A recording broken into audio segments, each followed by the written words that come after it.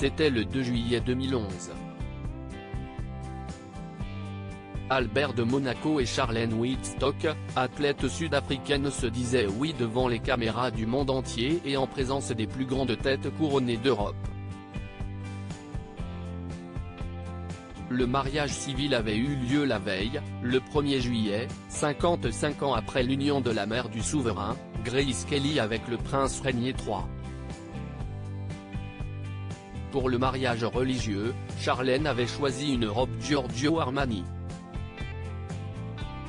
En satin blanc avec un col croisé, elle n'est pas sans rappeler celle que Meghan Markle portera quelques années plus tard, lorsqu'elle dira oui au prince Harry. 2500 heures auront été nécessaires pour cette robe de princesse.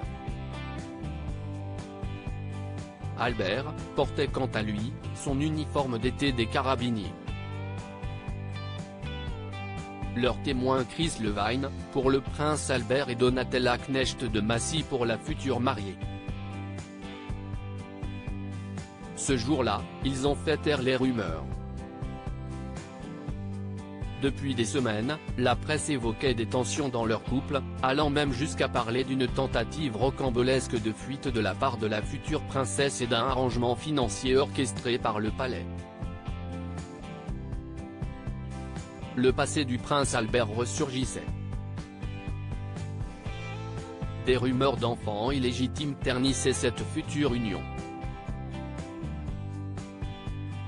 Des rumeurs pourtant. Ce 2 juillet à 17 h, Charlène et Albert se sont unis dans la cour du palais princier du Rocher.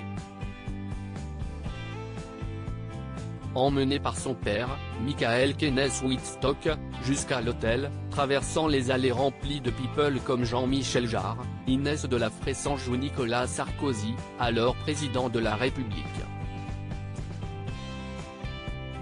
Pendant la cérémonie, c'est Pauline Ducruet et Charlotte Casiraghi, qui ont été chargées de prononcer les lectures de l'Ancien et du Nouveau Testament. À la fin de la messe, le ténor italien Andrea Bocelli avait été choisi pour interpréter l'Ave Maria. Au même moment, les cloches sonnèrent sur le rocher. La princesse Charlène déposa son bouquet dans la chapelle Sainte-Dévote sans verser quelques larmes.